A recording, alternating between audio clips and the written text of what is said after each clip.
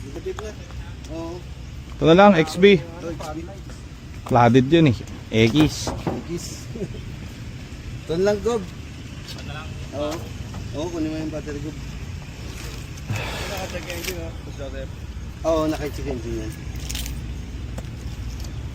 Kailan ba yung XB natin? Sa kabila, 2 taon na pala. Wala tayo XB. Ayan din siya, Sir, sumusama niyo yun. Subaru? Yung Subaru yun eh. Ay, mahirap pa nga. Okay. Ibang... Kaso, ito kasi may... Pag binili ko to, libre yung pwede. Ang hirap pyesa nun. Ang ganda tindig ng XB. So ito, 4-wheel drive. Dati, 2 years ago nagkaroon kami nito. Binili ni Kernel. Hanggang ngayon gamit niya. Atin ko anong issue nito. Ano bang kwento ni Ranger? Okay ba yan? Tingin? Ito, naka-check engine. Ay, hindi, ano, low power. Puta, may langis. Ano ibig sabihin yan? Low power. Tinry pa under rin. Kaso ang binili, Petron. Pucha. Luisyo! Petron! Gagawin mo ngayon dyan. Ang Ranger na naka-Petron. Oh, yung may-ari. May lubid. Nagbigti. Nabuisit sa sasakyan. Nagbigti na.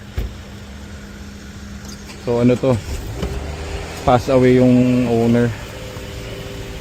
Ano yan? Suicide siguro. Nangyari dyan. Ay, malay natin. Oh, ganda loob ah.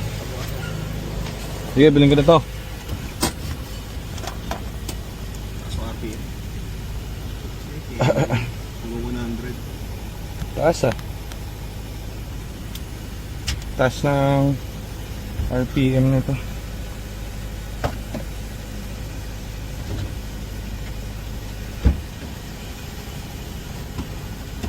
Ang problema nito?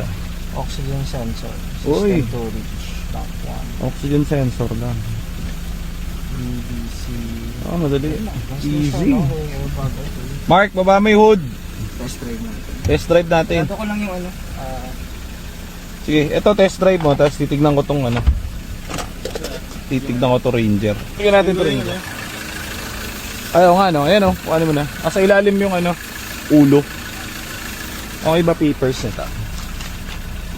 Aha, tagig. So Manila file. Very good.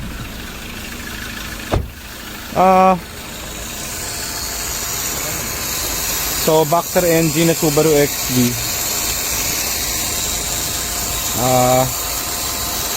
Oh, kita mo? Okay.